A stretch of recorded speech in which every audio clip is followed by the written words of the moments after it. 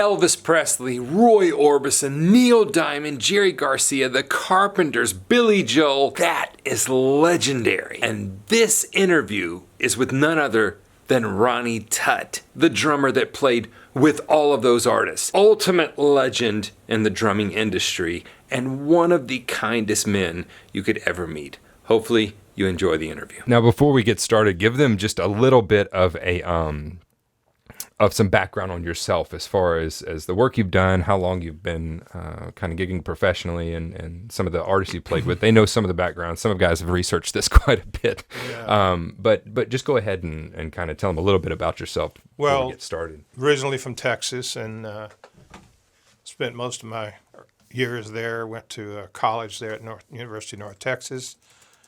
And then I got into the jingle business and on a staff position there. With a studio? Studios, okay. Jingle business where we did commercials, industrial films, product commercials, real jingles. Station IDs, right. Which is really great because it's like a college course because you have to learn how to play all kind of styles of music. Right. It's really important, so it's like going to college again. So anyway, then back to Dallas for a little while, and then I got a chance to audition with Elvis Presley in 1969. Okay. And I went out to the West Coast, and I was really wanting to go out there anyway because as opposed to Nashville at that time, it was the land of milk and honey. L.A. was where music was really happening. Okay. And so I thought, well, that's a great way to break into L.A. because everybody wanted to see Elvis in Vegas, so that was our first gig. Really? Yeah. Was in Vegas. Now, yeah. Now, what time period were you with Elvis? That was 1969. Okay. Yeah, that was a pretty interesting time because every artist, every entertainer, movie star, on, came to see Elvis perform. Right. Because he hadn't played live in 10 years. Right. So it was pretty exciting for everybody, and every night was filled with that kind of, excitement to say the least. Okay, George Rittenhouse, he asked, he said, with all of the great acts you've worked with, who gave you the most room to put yourself into the show? He said that he actually became a fan, or you became one of his favorite drummers, but playing behind Elvis because you were so great at giving that show that extra punch that it needed. And so I guess he's asking, out of the artists you've worked with, who's given you the most room to kind of put your own spin on what they do? Well, the beauty of the Elvis relationship was that he never told me what to play. And one of the first things he did say to me was, now don't try to play these old rock songs that were, mostly synonymous with him. Right. Like they were done, like their records said, don't play them like the play them like you play them. Really? So he gave me free license to do whatever I wanted to do. That's great. So yeah, but it called on every little bit of experience I had because our music varied from a small rhythm section, from rock to country to having a big band, big orchestra for the big ballads and things like that, and full brass section, right? Harp, the whole bit, right. And so you had to call on all the experience that I had gathered all those years playing with different kinds of music in the studios. That's amazing that you could, the same thing that you would do with a small group format, you'd have to take it to an orchestral thing. And I know from before I moved here, I actually worked with a lot of the Mississippi Symphony Orchestra, Mobile Symphony Orchestra, and I was kind of the go-to kit drummer because conductors don't love kit drummers because we can take the orchestra from them real quick. Yes. And so how was that working with? Did you ever have to work with a show you've already got planned out? Did you ever have to work with a conductor? Fortunately, after the first year or two, a good pal of mine, Joe Garcia, who had the orchestra at the Hilton Hotel at that time, and he and I became close friends and still are to this day, and we just worked it together. He watched me, I watched him. Right. It was just a good communication that we had, and of course we were all watching Elvis. Right, because you cued off of what he did. Oh, absolutely. Right? Right. Absolutely. And that brings me to actually got another good question. He said, we're all trying to perfect our craft. He said, is there ever a time that you dropped a beat or missed a cue and didn't come in on one? In other words, does that even happen at that level? Like, do you just... Oh, of course it does. Of course it does.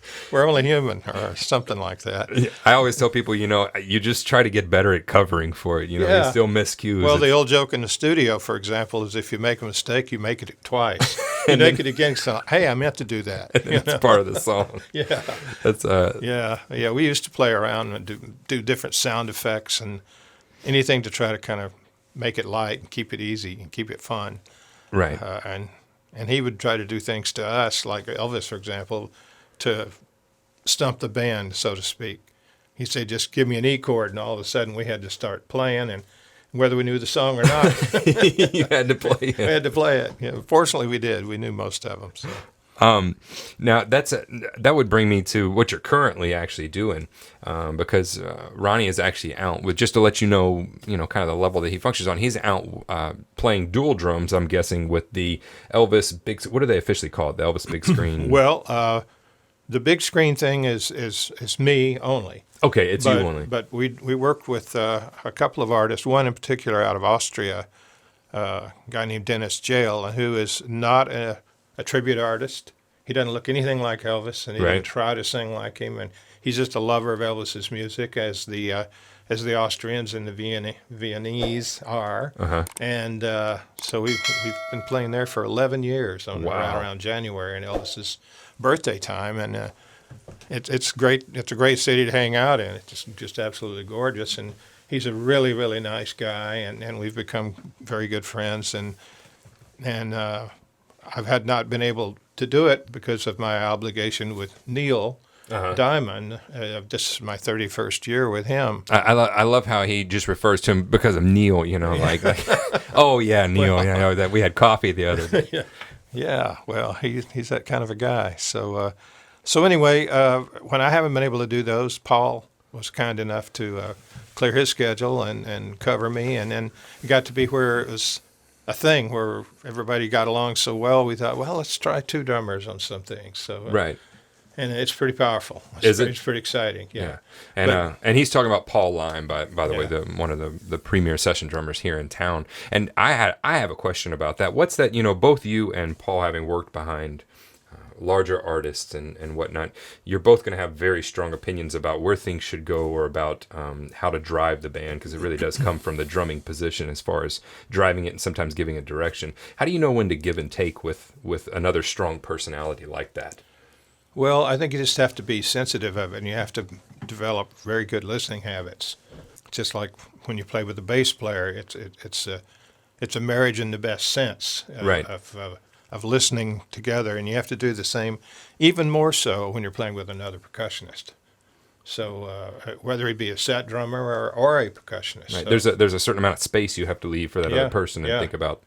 Because otherwise you got train wrecks. You got a lot of conflict. It could easily turn into that. Here's a question from Marcus out of Texas. We got a couple Marcuses, just so you know. Do you get called to play so often because people want your style, or because you have the flexibility to adapt to theirs? Well, I think it's a little bit of both, really.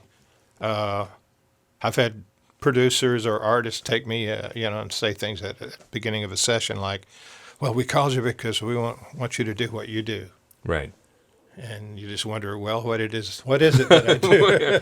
Who do that voodoo that, So I never really know what to say when they do that, because I've had one artist that, I won't mention any names, that took me aside and said, yeah, man, we really want you to do something to these charts, to this music and all of that. And every time I would do something, he'd stop the band and say, they're at bar 14. There doesn't supposed to be anything there. And he kept busting me like that all through the rehearsal. And finally, I just gave up and just said, hey, I'm just going to play exactly what's here. What's there? Yeah, I forget the whole spiel that he gave me in the beginning. Now, I get asked all the time, so much so that I actually made a 3-lesson series on how to read music. Now, because so many guys say, it's just music, get in there, play it. If I got the recording, I can learn it. And I said, well, it opens up so many doors for you to be able to teach yourself. Not only that, you can take books and things and assimilate the information, but also, I said, there's countless gigs where they give me a set list of 50, 60 songs, and they say, we're on Friday. And, the only way I'm able to do that is chart that. How important to your career has music reading been? I think very much so at certain times. Right. It's been critical at certain times. There's been times where studio work, for example, and it's usually in studio work. They always say it's 90% boredom and 10% holy terror. Because there's times where I had to do a music score one time for film, and everything, it was on 2 staves. And all the drum set was on the top staff, and there was a snare drum part written on the second staff. So I had to follow both of them with a full stage of orchestra. Now, these are the days where everything was simul, but it was that's the holy terror, 10% right there. I really had it. So now, having worked in L.A. and then having to work here in Nashville, of course, there's and a lot of guys might not know about it, the Nashville number system that is used here very often. You go into a studio, you'll get just a sheet with numbers, and you have to know how to read that. You have to know how to chart like that. It's a quickie way to actually go through that. And Jim Riley will talk about that. He's got a book out on it later this month. But tell them the difference between. Do y'all use a system? Did you use a system like that out? No, everything was notated. Okay. By normal music notes and so forth. Now, which do you prefer? Well, actually, what I prefer is the really good arrangers and the really good producers and so forth would have what we call rhythm section charts. Mm-hmm. And that's all you really see. You'll see a chart, and it may be 5 pages long. And there again, it creates another issue. How do you sit behind your set and still have a music stand up there that has room for 5 pages and turn and flip, all and flip and all? It was the deal. So. Anyway, the notation is only for the rhythm section, which is when you're doing rhythm section tracks. Mm-hmm. That's really all you need anyway. It gives you the best clue of what's going on. The number system, usually they'll mark down some sort of indication of what the rhythm pattern might be. If there's a stop or a kick somewhere, they'll notate that maybe within the number chart. Right. And I've often gotten charts because I feel, coming from a jazz background, they would give us rhythm charts just like you're talking about. And I felt like there was so much more space when they gave me that. And they didn't give me, whenever I receive, I used to do a lot of stage show type stuff. When I received those, it's notated to the D what you're going to play. And I always felt very rigid, and I would miss, 1/8 note in the hi-hat, and I'd go, oh, did I just ruin the whole song? I'm just missing that high. Yeah. But it gave me a clammed up feeling of not being able to stretch out. It's tough. It puts drummers in a situation where your eyes are more of the focus, if you will, than what your ears are telling you. Right. So you're having to watch instead of listen. Right. And drummers do best when they listen. Open up their ears. When they open up their ears. I can't tell the number of times my teachers would say, get out of the music. They'd say, get your head up. Yeah, they that's say, right. Learn it and then get your head out of it. Learn it first, yeah. And that's some of the most successful recording projects I've ever done were the ones where we had enough time to learn the music and then close your eyes, basically. Right. I used to always try to get to the point where I could close my eyes and hear the music and play it. Instead of being so stuck in that chart. Instead of stuck in the chart. Yeah. So let's see here. Let's get another question. Again, from Marcus with a K. I always kid Marcus because Marcus is in almost every lesson that I teach. All right. And I kid him that he's here at 3 a.m. when I get on, and he's, hey, is there a lesson right now? But he's always learn and really committed. Good for him. Let's see here. Let me get one of his. Okay, this is kind of a 2-part question, so let me read the whole thing. Did you ever have a hard time in the music business? What helped you coping with your situation, and what took you through them? And did you ever find yourself in a situation where you just wanted to throw the sticks away, go get a 9 to 5, and just say, been there, done that, I'm done? It'll happen. As a freelance player, those things will happen. You'll have up times where you're so busy you wish you had time off, and there'll be times where you have so much time off you wish You know, and how am I ever going to get another gig? That kind Right. of attitude or situation will come up. And you say, well, why didn't I just take something that's more reliable on a steady basis? You know? Right. But I think to do well in the music business these days, you have to be completely committed. It's nice to be able to have other projects that you can do, or maybe even other part-time things, but to mainly count on the music business to be your main source of income, there's times when it's very frustrating. There's Right. times when you just want to say, I don't know about this, you know. Right. But And it's something, I don't mean to interrupt you. It's something that reminds me of, it's something that's, you take something that's so close and personal to you as music, which not only functions on a physical, but an emotional level. It Yeah. brings emotions out of people. And then you take that to be your sustenance and your income. And, you have kids at home, you have a wife, and life happens. Yeah. And there's that constant struggle. How have you dealt with, that struggle of still loving the art form, but also being so frustrated at times because maybe, like you said, maybe it's a famine month, maybe it's a. Yeah. Well, I think you have to get your priorities straight. Now, I was kind of well, my situation might be different than most guys. I was married the day before my 21st birthday to a woman that had 2 children. Uh-huh. So So you were immediately thrown I into immediately thrown into parenthood and Ron jumps in with both feet. Yeah, that's true. And because I've raised 10 kids. Wow, Yeah. 10. Yeah. 10 of them. Yeah. I have 2, and I'm like, I think there's 10 here somewhere. Yeah, there That's could be. amazing. Yeah. So so I had different perspective right away. I had to think about putting food on the table right Right. away because it's funny how those kids just keep eating, and They won't stop. they won't stop eating. So anyway, that's the deal. I was fortunate enough to, as I said, land staff situations in studios, and which gave us an income of a monthly income, Right. some kind of substantial foundation. But yet I was still doing the craft.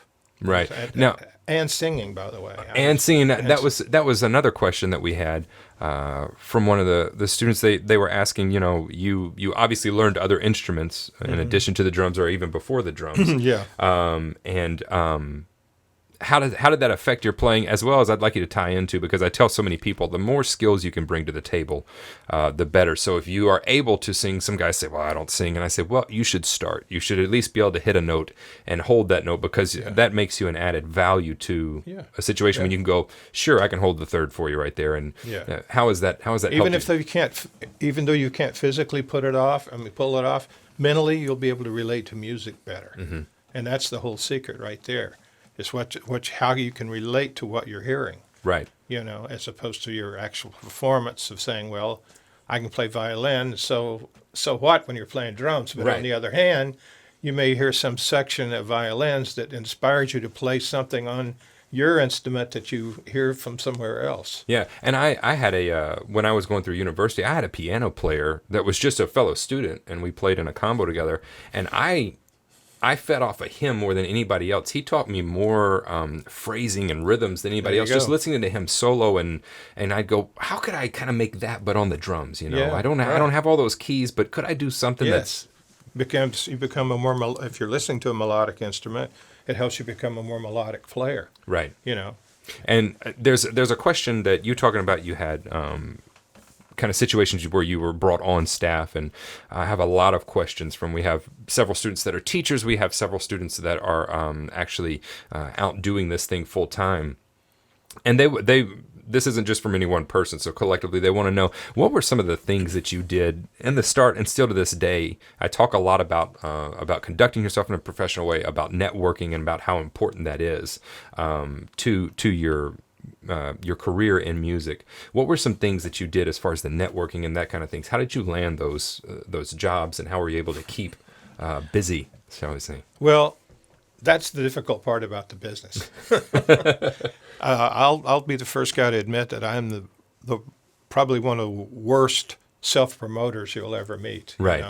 I'm not that guy that's in your face and, hey, get me on it kind of a guy. I'm just, if anything, I'll just pass things up until they hit me in the face. Right. And there are some guys that are like that. You know, like there's a player in town, Rich Redmond, who plays with Jason Aldean. Fantastic player, fantastic person. But he's very much, he's very good at if you ever want to learn self-promotion, Yeah. hang out with Rich Redmond because that guy promotes himself. Yeah. But then there's other cats like you that, and I take more of that approach. I'm more of a behind-the-scenes networker than I am Me too. on top of things. It's usually been through friends, through experiences, playing experiences, and you connect with people, and you keep in touch with those people that you connect with. They become friends, and so when people, no matter how good a player you are, when you connect with people in a positive way, it'll open all kinds of possibilities for you. Right. The two major gigs I've ever had in my life, the Elvis gig and the Neil Diamond gig. I mean, the others, there's also similar connections, but those all came because of a friend. Right. That was another instrument, and not a drummer, but another friend that Right. I played music with, and we connected. And when it came time for looking for a drummer or an audition came up, my name came to their mind. Right. So. And that's, I tell them so much. I did a whole kind of thing on how to make money as a musician. How do you do this? And that wasn't, what gigs you should get. It was more of a thing of, you need to be a good person. You need to be a good hang. You don't need to be lousy around people. Yeah. And it was that same thing I told them. I said, when you play a one-off gig, when you get called to sub, I said, get in good with the drummer, sure, become friends. I said, but that keyboard player and that guitar player, I said, find something positive to say about what they did that night. Find something positive to say about that and follow up with an email, or it doesn't have to be, hey, call me. It can just be like, I really enjoyed playing. And that third song, there was a solo that you took that it really made my night. Yeah. I said, don't lie, but take them out to coffee. Just be a real person.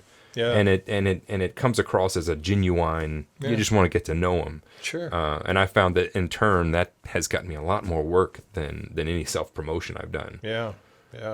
That's true. You can beat the walls and you can be aggressive and pushy and whatever you want to be, but that doesn't mean anything if you're not a great player, or at least not fitted to the situation that comes up, or in the eyes of the person that's doing the calling. Right. So. Right. And I've done guys that have great reputations, but other musicians don't enjoy playing with them at all. So Right. they'll fade from the whole thing a little quicker than somebody else who's just a reliable friend and somebody that easy to get along with and brings a lot to the table. Yeah, there's nothing worse than a bad hang on the road. There's nothing worse than a negative bad hang, There's nothing worse. Let's see here. There's a question. I was waiting for how long this one would take. From Will Bartlett. Question for Ronnie. Can you talk us through your gear? How and why have you changed what you use over time? Well, I think you change according to the situation you're in. Mm-hmm. You have, let's talk about live as opposed to studio.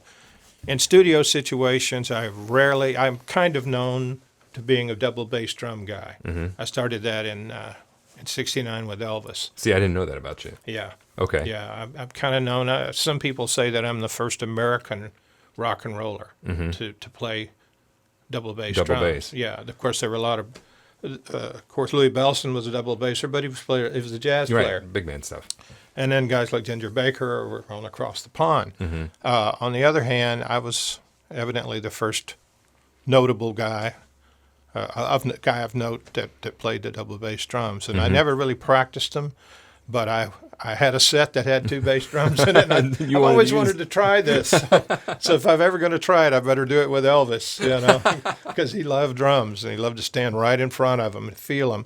So I thought this would be the great opportunity to do it. So sure enough, I had two different sizes, a 22 and a 20, and put the 20 on my left, the 22 on my right, and being right-handed and right-footed.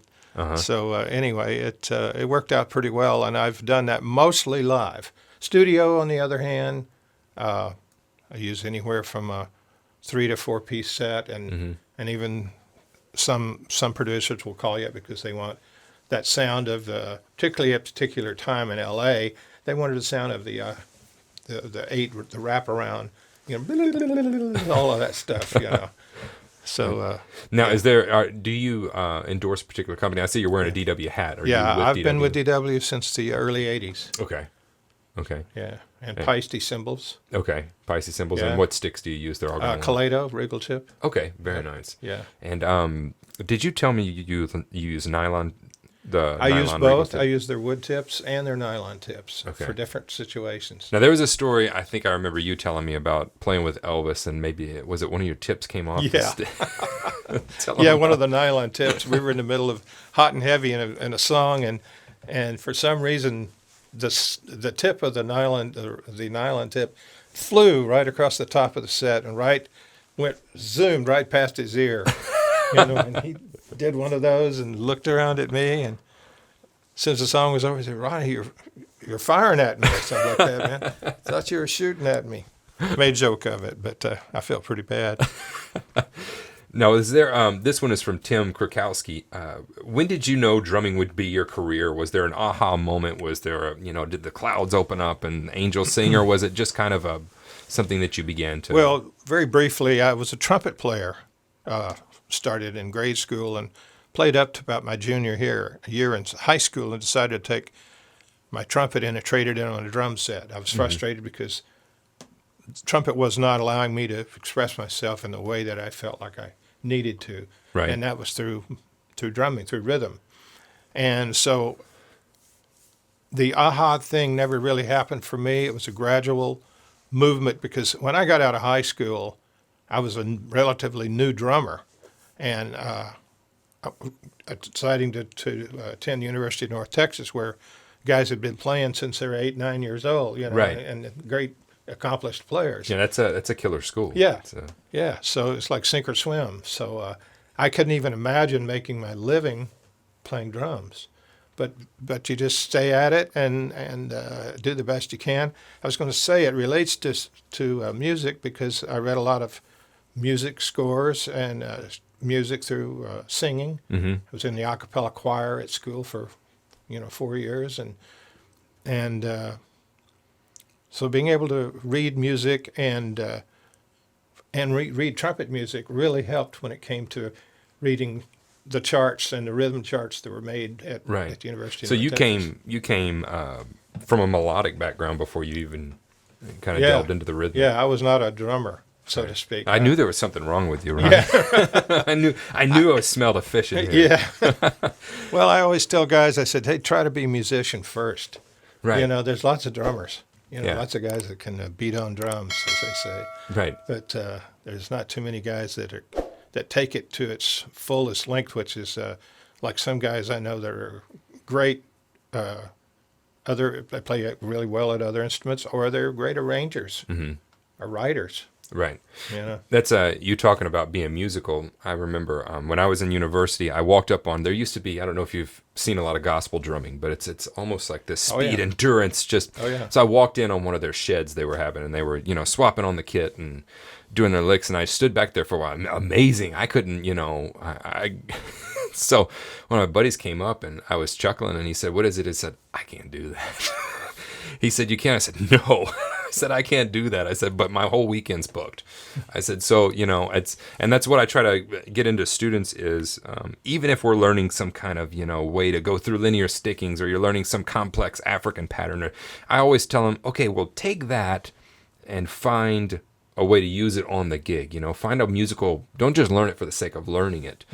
Did you find that your time at UNT, at North Texas, did you find that it was, do you feel your career would have gone the same way if you hadn't have attended UNT, or do you feel that? No, I don't think it would, because the connections that I made there with the individual musicians and the exposure and the chance to play and push yourself, like I say, sink or swim. Right.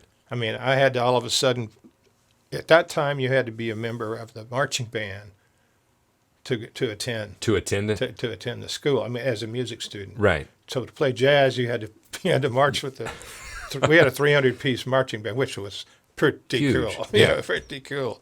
And but here I was, a guy who had just barely taken up drums, and there were 3 NARD rudimental champions in the drum line. Wow. So I wasn't good enough to even play the snare drum line. I had to end up playing tenor drums, learn to twirl tenor sticks with the little wrist things, Right. just to be in the band, but I had to be. Right. to go there. Yeah, to go. So the connections, huh? So yeah, and you're right. Everybody has some strength. I learned that when I went to Memphis. There's guys down there that couldn't even play a fill, but they could sit there and groove all night long. They'd Right. blow you away with the solidness of what they played and the sound and the touch they had. They found something that worked for them.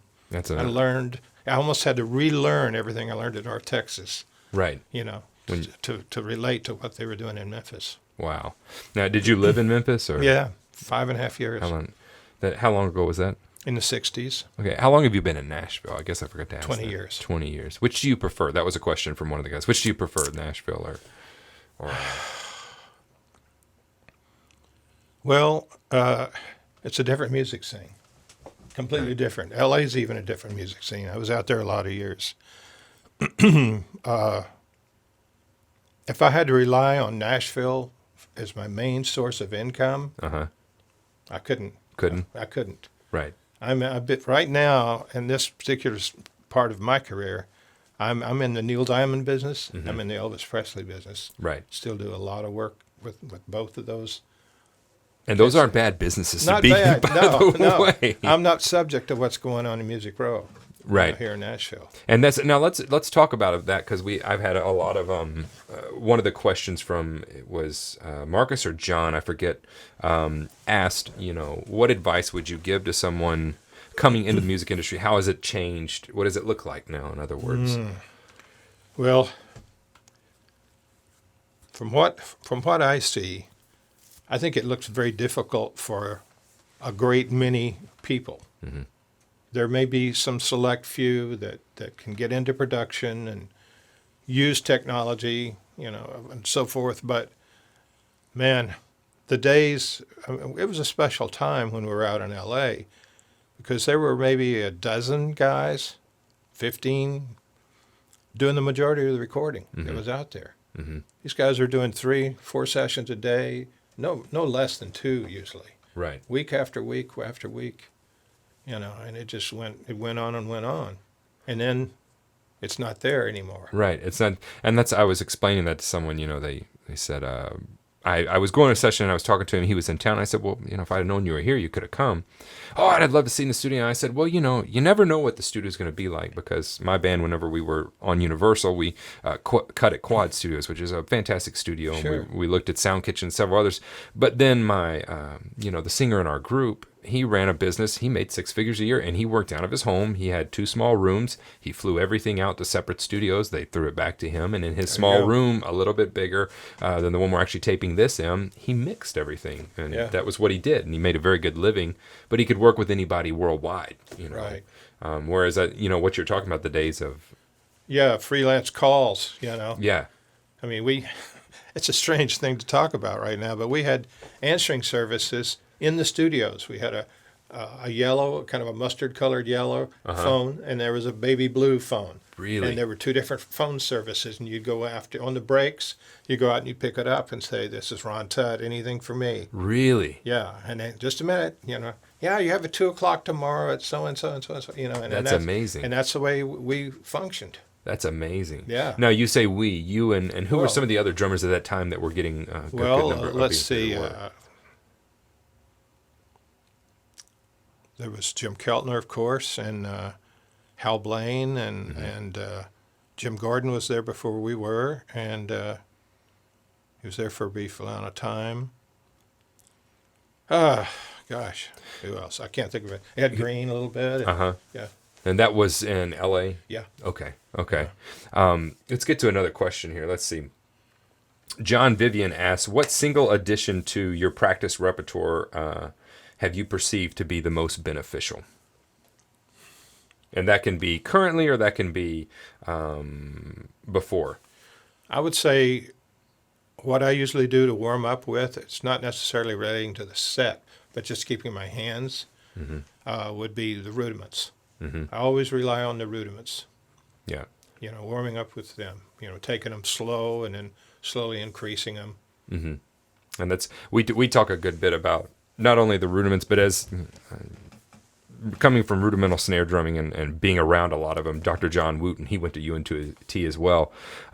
He was rudimental snare drum champion, so he's a big rudimental guy.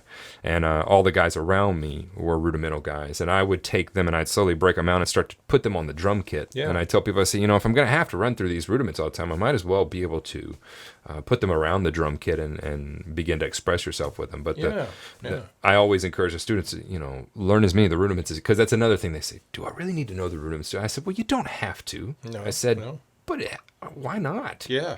Yeah. It's stickings that you constantly use. It's fundamentals, so to speak, just like horn players have to practice scales. Right. They don't just sit down and practice solos. No, yeah. They practice scales so that when they do play a solo, they're totally familiar with the motion of what they're doing and how you relate to what you're playing at that time. And the rudiments can do that through the drum set. I mean, there's been books written over the years about drum set playing with the rudiments and so forth. I've really never read any of them, but it's just what works for me. Right. Now, give us some more, because we talked a little bit about Elvis. We talked about a little bit about Neil. Now, what are some other artists that you've worked with? Well, I was a member of the Joe Garcia band. Really? Yeah, and there were 4 or 5 of us playing on and off, and we did a lot of gigs around the West Coast. Some countrywide tours, but mostly it was studio albums and hanging out in the Bay Area. Right. That's great. Let's see. I'm trying to peel through these questions as they're coming in. Tom Betka asks, "What's your most memorable Elvis moment or Neil moment?" One of the two. Well, just to break it down quickly, I would say the most memorable one would be the Elvis moment. Would be the Aloha from Hawaii, the satellite live thing around the world. Right. Somebody wrote me recently, congratulations on the anniversary. It's 40 years ago or something like that. You're the first drummer to ever be seen live around the world. Really? So that's amazing. Now, I never think of it personally. I always think of it as Elvis, Right. But yeah, he's right. Now that to me that's amazing, because that was you the first drummer to do live, and now it's come so far that technology has come so far that we're sitting here. We're around the world now. Yeah, never in my. I mean, we have people from Australia. We have people that have gotten up in the middle of the night, by the way, in Australia and England and Europe and Belgium, India, and they've all told me they're going to be watching. What's that like to see kind of the progression of how this technology has affected what we do, whether it be teaching or playing or whatnot?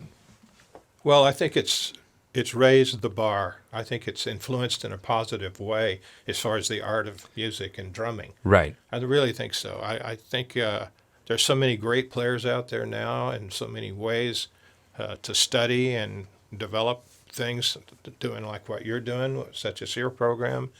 It's a great opportunity for guys to not be so insular in what they subjected to. Right. And now is a chance to just hook up to, like I say, satellite availability, and we can learn from all the different cultures. Right. And that's, I never imagined, I told somebody earlier, I never imagined that I would go through drumming, go through school where you learn all about drumming, and they didn't teach me a thing about technology, and then I'd have to go in to learn how to make my own website, and I would get on a place called YouTube and put up some lessons and start going, okay, well, these people want to learn from me. How could I better? And it just kind of snowballed into, this type of thing. Yeah. It's just amazing to me how that can work. Let's see if we can get a couple. David, you too, David, off of the chat board says, "Do you feel you can still learn at the same pace as you did when you were younger?" I think we can be influenced.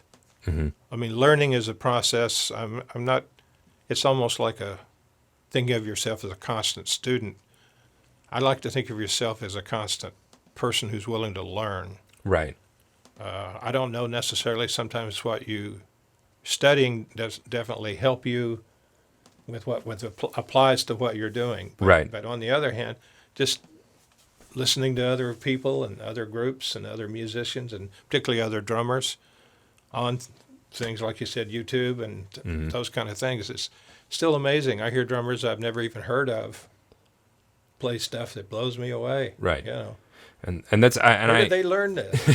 Where did they come from? Where did this 5-year-old come from? Yeah, right. Yeah, yeah. That's amazing. I have been looking into some West African drumming lately, and it's always I always think, oh, okay, I've got a handle on what's out in the world, and really, if don't close yourself, because there's us being here in Nashville. I constantly have to tell people. They say, "Oh, country music." I say, "Don't close your ears to it. Please don't close your ears to it." I said, it's a valid musical form. I said, when you start closing off music avenues and forms, I said, you really limit yourself to what you're. Yeah. Well, the first music I actually made a buck playing was playing a Western swing. Really? Yeah, with a Western swing band, and which is kind of like jazz, but also very simple, like Dixieland, in the fact that it's 2-beat or polka or whatever, any basic form of music, that's simplistic. And there's still a challenge to do that well. There is. There's an art to playing everything. I tell people there's an art to. You can make an art out of anything. You can dismiss anything, and you can make an art out of anything if you want. I always say, learn how to do it well before you criticize it. Right. Study it, learn it. That's a great point. Then you have an objective viewpoint. Then. Right. And now this has come from a couple people. Marcus with a K. I have to say that so I'll know which one it is. As well as David and Tony asked this. What were some of your biggest, two-part question, what were some of your biggest influences coming up? And then recent, as in the past couple of years, what are some of your biggest influences on artists you listen to for inspiration? Well, as far as drumming is concerned, I think it's really important to pay tribute to the drummers that brought drums out from behind the back of the bands. Right. And I think we have people like Gene Krupa to thank for that. Oh, yeah. He and Buddy Rich, regardless of personality differences, really brought drums to the front. Right. Where they were popular with not only the fans, but they became part of music. I mean, right. Their playing became a big part of the music of that time. And there were several different guys like that, but particularly Gene, because he had such passion for playing. He heavily influenced me because I always thought, man, if I ever get to play like that, that's the kind of way I want to play, because you felt his heart and you felt his soul. Right. He wasn't just a blazing speed, and that wasn't his deal. There's guys out there that like that now that are all speed, but I don't sense a lot of soul and heart from him. So I one of the things that I remind myself constantly is be in the moment, no matter what you're playing, even if it's the worst situation you've ever felt like you can be in. If you can find one thing to put you in the moment and remind you why you're there, that comes across in your playing. Do you find that to be true? Yes, definitely so. People used to say, man, you're coming all the way into L.A., because I would be like a 2-hour drive away, living in the mountains, and you're coming all the way in for a 1-hour jingle. And I'd say, yeah, it's a challenge to do this 1-hour jingle just as much as to do a major project. Absolutely. With a major artist, Right. It's a challenge for you to do this well, to make, like you say, make it art. Right. Now, did you, let's go ahead and finish up that question. Who are some of your current influences? Oh, current ones. Man, it's hard to say. Because like I say, there's lots of guys, the young players that come out that have so much chops. And are there any artists that necessarily, even if it's not drummers, are there artists that you find you listen to for inspiration and that kind of nourish your musical soul, if you will? I wouldn't say not one particular one. I would just say over the years, the music I've listened to relax with are now pretty much dated, but I would say guys like James Taylor, the way I'm friends with a lot of the guys that have played a lot of that music, so I relate not only to the friendship with those individuals, but to the type of music it is. Right. Because I have a tendency to, when I listen to music, not to want to listen to the most hyper-aggressive stuff that there is. Right. I like the things that cool me out, because I get enough of that live. Playing live. Playing live.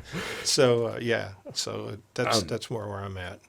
A question from me, personally. You listen to Elvis's music, and we just refer back to that because you're kind of known for playing on a lot of what he did. Listening to his music, it has a different feel to it on the drums. It's not quite swung and it's not quite straight. There's this push and pull that I a lot of times hear in his music, especially from the rhythm section, where it seems like it feels great, it's grooving, but it feels like it's just fighting that kind of like New Orleans that teeters on that line of is it swung or is it, but in a different way. What's it like trying to recreate that feel and where did that feel come from? What do you think? Well, I think it's opinions. just exposure to different kinds of things that you've done in your life.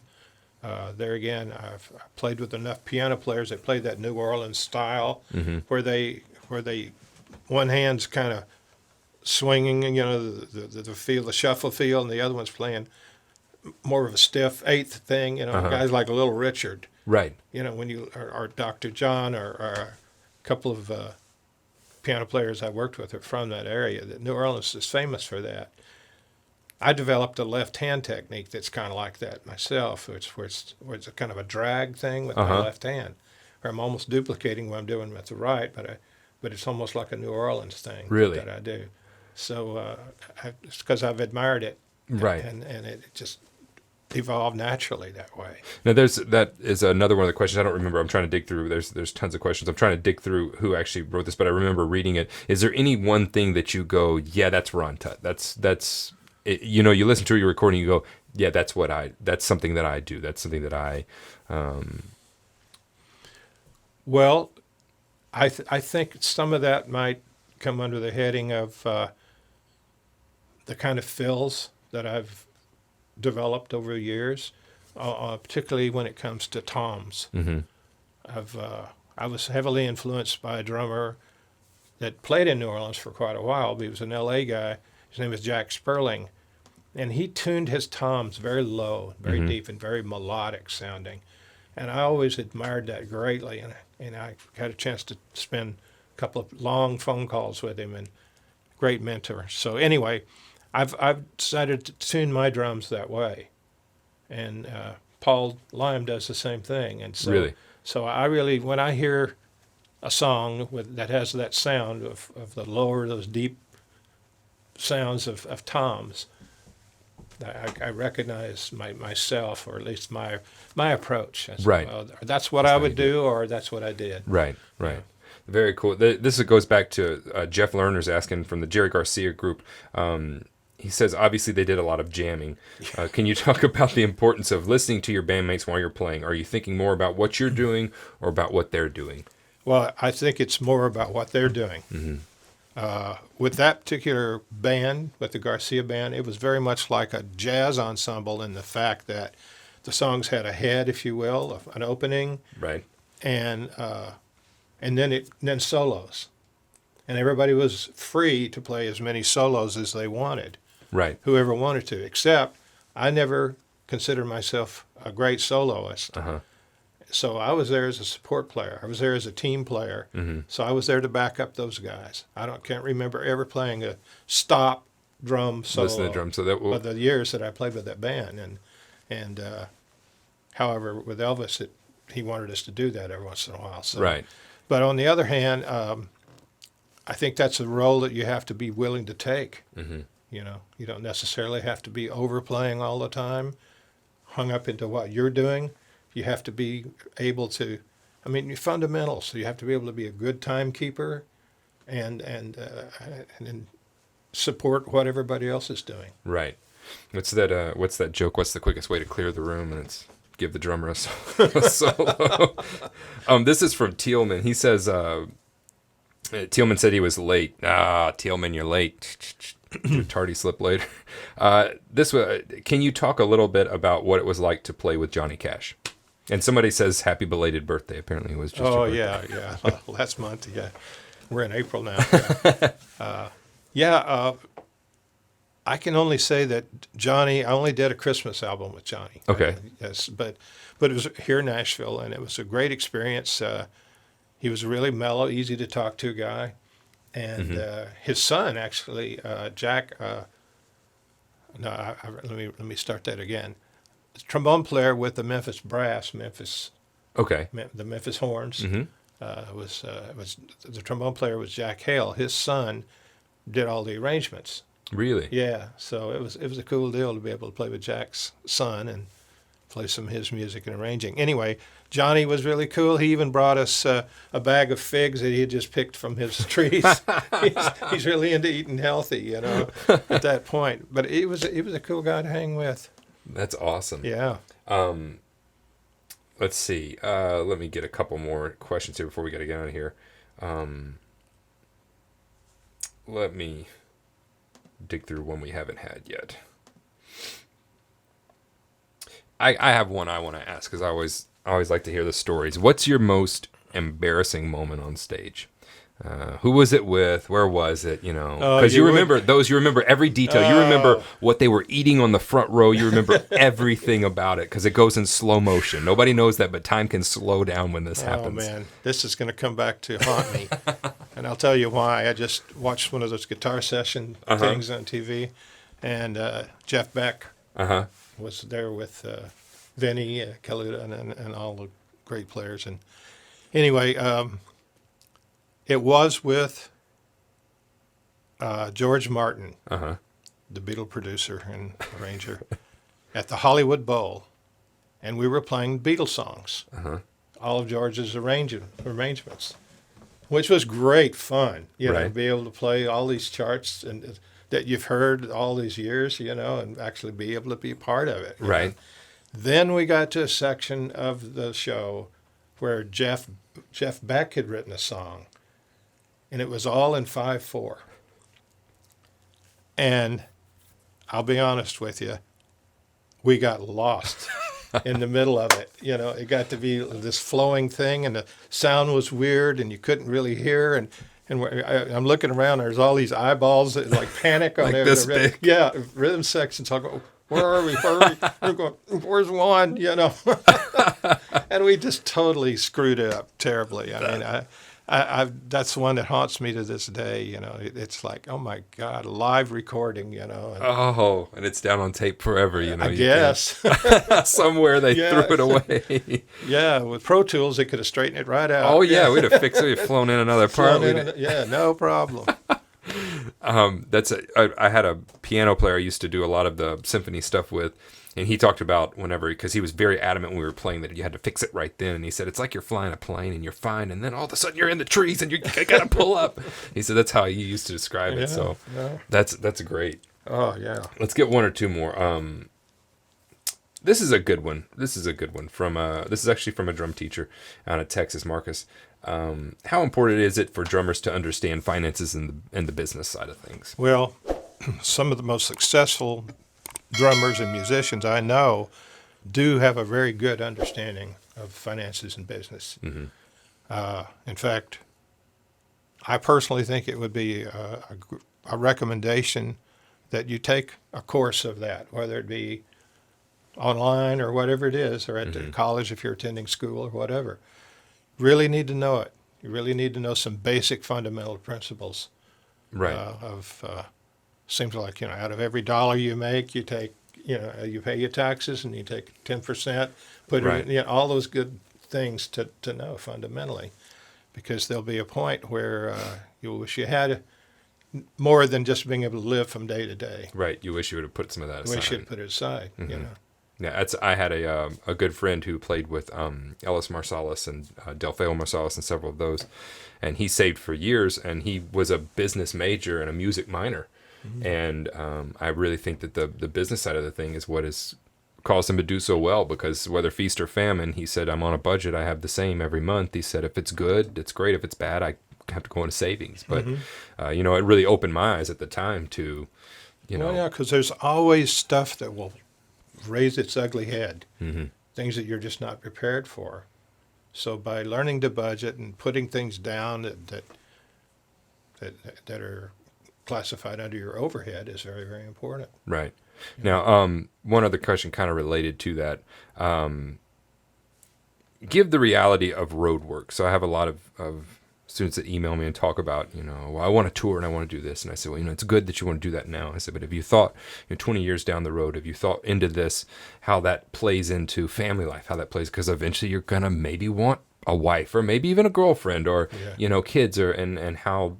It's a part of life. Yeah. How has road work and that, has it taken a toll on the family? Have you been able to balance it pretty well? Well, I think it definitely takes its toll on a family situation.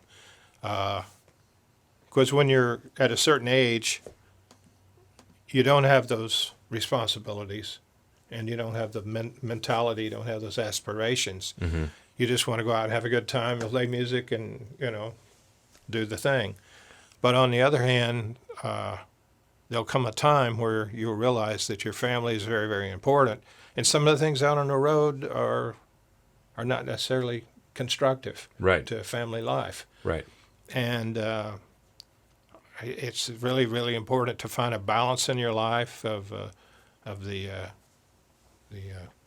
emotional, spiritual, all the different things you have to find that keeps you level Balanced, and yeah. balanced out there, because Right. there's lots of distractions, I'll say. Right. And so it's important to have an understanding of what is out there. And I've gone through everything from that maybe some of you guys are going through right now, hauling the drums around in a van with a few other buddies, Right. doing gigs. I've done that, as well as hauling my own drums, up to the point to where, we have techs, have cartage companies that haul your drums for you now. With Neil, and with the big screen thing with Elvis, we do we have drum techs. Mm-hmm. So I never really see my drums until I walk on stage for the sound check, and there they are. Right. And with Neil right now, and with the Elvis show, I've been very, very fortunate to allow my wife to be able to go on the road with me. Oh, really? Yeah. That's great. So I've been able to do that for the last 10 years or so. And Wow. so that's like having a little slice of home with me. With So, you, yeah. It makes it easier. Oh, yeah. It makes all the difference in the world. So I can keep on doing it as long as I want to do it. Otherwise, I'd have to take a hard look at it at this point in my life. Right. We're going to have to wrap things up, but I wanted you to kind of leave them. If there was a piece of advice you could give to, whether they be a music teacher, somebody that's actually on the road right now, or just a student that's 15 and, wanting to get better at it. We have the weekend hobbyists. We have all kinds in here. Yeah. What piece of advice would you just give to them? Well, I would just say develop a passion for what you do, no matter what level it is, and let that be let that be the guiding thing that motivates you.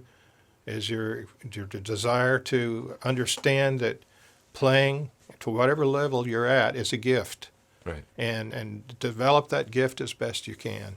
Right. Yeah. That's awesome. Well, I appreciate you coming. I know Yeah, all the man. guys do, and girls as well.